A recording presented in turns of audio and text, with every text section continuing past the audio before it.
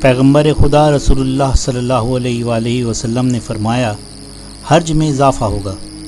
صحابہ کرام رضی اللہ تعالی عنہم نے پوچھا یا رسول اللہ صلی اللہ علیہ وآلہ وسلم حج کیا ہے؟ آپ صلی اللہ علیہ وآلہ وسلم نے فرمایا کہ اس سے مراد قتل و غارت ہے۔ ایک وقت آئے گا کہ شوریدگی، قتل و غارت اور طوائف الملوکیت ایک عام سی بات ہو کر رہ جائے گی۔ دنیا میں اس وقت تک قیامت نہیں آئے گی جب تک وہ دن نہیں آتا کہ خون بہانا اور قتل و غارت دنیا میں عام ہوگا۔ اگر ہم پچھلی 14 صدیوں پر نظر دوڑائیں تو ہمیں پتہ چلتا ہے کہ 20ویں صدی سے پہلے تک جنگیں علاقائی ہوتی تھیں، جبکہ 20ویں صدی میں لڑی جانے والی 2 عظیم جنگوں کا اثر دنیا کے تمام ممالک پر معاشرتی اور سیاسی اور معاشی زوال کی صورت میں پڑا۔ جنگ عظیم اول میں کم و بیش 20 ملین لوگ لقمہ اجل بنے، جبکہ جنگ عظیم دوم میں یہ تعداد 50 ملین تک پہنچ گئی۔ جنگ عظیم دوم انسانی تاریخ کی سب سے بڑی خونی اور تباہ کن جنگ گردانی جاتی ہے۔ اس جنگ کے بعد اختلافات سے سر جنگ، کوریا کی جنگ، ویتنام کی لڑائی، عرب اسرائیل جنگ اور خلیج کی جنگ نے جنم لیا۔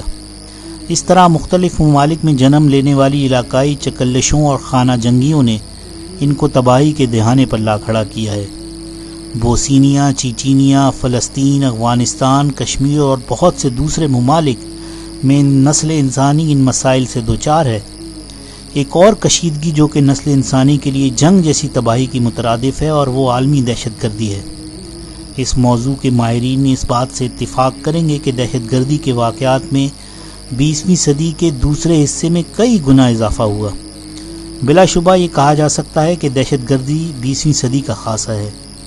وہ تنظیمیں جو کمیونزم، تعصب یا اس قسم کے نظریے رکھتی ہیں، انہوں نے اپنے قومی مفادات کی خاطر سائنس اور ٹیکنالوجی کو بربریت کے کاموں میں استعمال کیا۔ دنیا کی حالیہ تاریخ میں ان دہشت گردانہ اقدام نے بار بار انسانیت کو تکلیف سے دوچار کیا۔ اس قتل و غارت سے نہ جانے کتنے لوگ مارے گئے اور کتنوں کے گھر برباد ہو گئے۔ بڑے بڑے شہر یوں تباہ و برباد ہو جائیں گے گویا کہ کبھی وہ تھے ہی نہیں۔ حدیث شریف میں بڑے بڑے شہروں کی جس تباہی کا ذکر کیا گیا ہے، اس سے ذہن فوراً اس تباہی کا خیال آتا ہے جو کہ مختلف جنگوں اور قدرتی آفات کے نتیجے میں نوع انسانی پر آئیں۔ نیوکلیائی ہتھیاروں، جنگی جہازوں، بموں اور میزائل کی دوڑ میں حالیہ ترقی نے انسانیت کو ناقابل بیان تباہی سے دوچار کیا ہے۔ ان تباہ کن ہتھیاروں نے جس پیمانے پر تباہی پھیلائی، اس کا تصور بھی پہلے محال تھا۔ اس میں کوئی شک نہیں کہ بڑے شہر اس تباہی میں سب سے زیادہ برباد ہوئے۔ دوسری جنگ عظیم اس کی ایک ادنا سی مثال ہے۔ دنیا کی اس عظیم جنگ میں ایٹم بم کے استعمال سے ہیروشیما اور ناگاساکی جیسے بڑے ترقی یافتہ شہر صفحہ ہستی سے ہی غائب ہو گئے۔ اس کے علاوہ بھاری پیمانے پر کی جانے والی بمباری سے یورپی ممالک کے دارالحکومتوں اور دوسرے بڑے شہروں کو ناقابل تلافی نقصان پہنچا۔ پچھلے کچھ سالوں میں امریکہ میں اور کچھ دوسرے ممالک میں آنے والے طوفانی بگولوں، سمندری طوفانوں، سیلابوں اور دوسری قدرتی آفات کی وجہ سے بڑے پیمانے پر تباہی آئی۔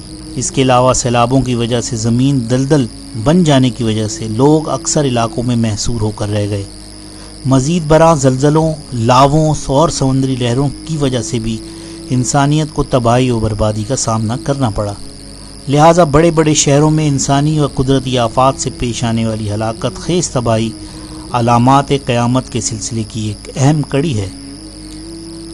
قیامت اس وقت تک نہیں آئے گی جب تک زلزلے تواتر کے ساتھ آنا شروع نہ ہو جائیں۔ قیامت سے پہلے 2 عظیم حادثات رونما ہوں گے، پھر اس کے بعد 10 سال تک زلزلے آتے رہیں گے۔ پچھلے کچھ سالوں میں بڑے بڑے زلزلوں نے زمین کو ہلا کر رکھ دیا۔ دنیا کے کسی بھی خطے میں بسنے والے لوگوں کے لیے زلزلہ سب سے زیادہ خوفزدہ کر دینے والی چیز ہے۔ اگر ہم امریکن نیشنل ارتھ کوئک انفارمیشن سینٹر کی رپورٹ پڑھیں تو ہمیں معلوم ہوتا ہے کہ 20,832 زلزلے صرف 1999 میں آئے اور اس کے نتیجے میں 22,711 لوگ لقمہ اجل بنے۔ 2008 میں چین اور دیگر ممالک میں لاکھوں لوگ زلزلوں میں ہلاکت سے دوچار ہوئے۔ غریبوں کی تعداد میں اضافہ ہو جائے گا۔ منافع امیر لوگوں میں تقسیم ہوگا جبکہ غریب کو کچھ حاصل نہ ہوگا۔ آپ دیکھ لیجئے کہ حدیث میں جس دور کا اشارہ کیا گیا ہے وہ حالات آج ہم اپنی آنکھوں سے دیکھ رہے ہیں۔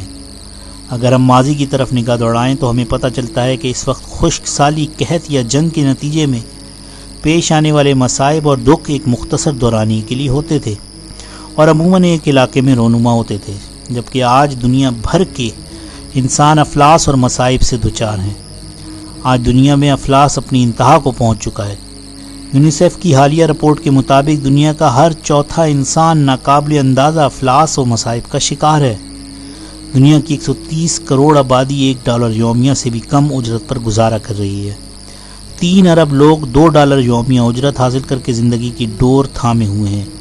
تقریباً 1 ارب 30 کروڑ لوگ صاف پانی کی نعمت سے محروم ہیں، جبکہ 2 ارب 60 کروڑ لوگ گندے پانی کے نکاس جیسے مسائل سے دوچار ہیں۔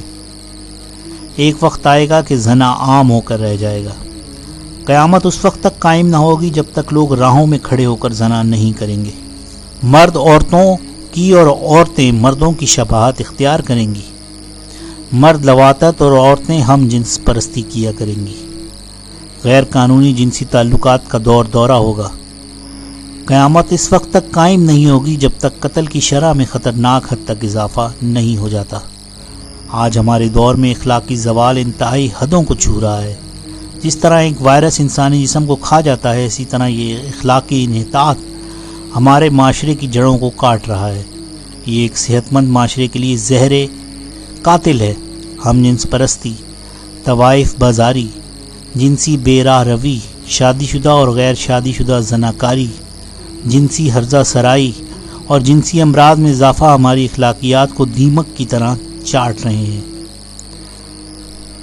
قیامت قائم ہونے سے پہلے علم اٹھا لیا جائے گا اور جہالت میں اضافہ ہوگا۔ ایک ایسا دور ہوگا جس کی سیاہی سے کوئی بھی نہ بچ پائے گا۔ لوگ خیال کریں گے کہ یہ ختم ہو گیا، لیکن وہ پھر شروع ہو جائے گا۔ اس وقت بندہ صبح مومن ہوگا تو شام کو کافر۔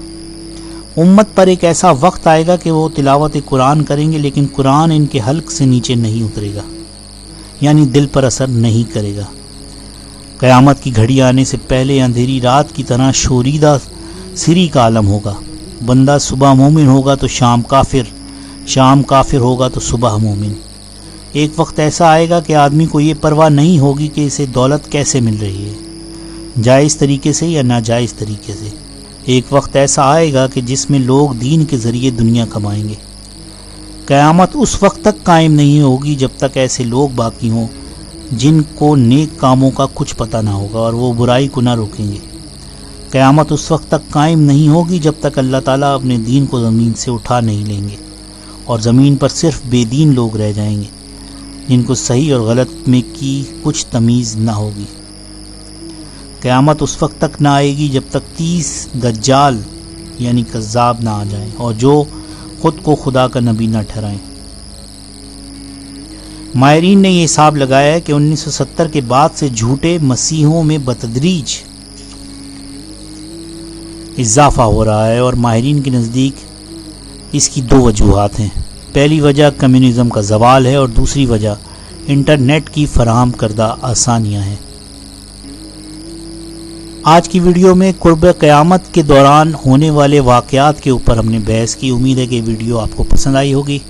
اگر پسند آئے تو اس کو لائک کر لیجئے گا، اور اگر میرے چینل پہ نئے ہیں تو اس کو سبسکرائب کر لیجئے گا۔ پھر ایک نئی ویڈیو ملیں گے، تب تک کے لیے اللہ حافظ۔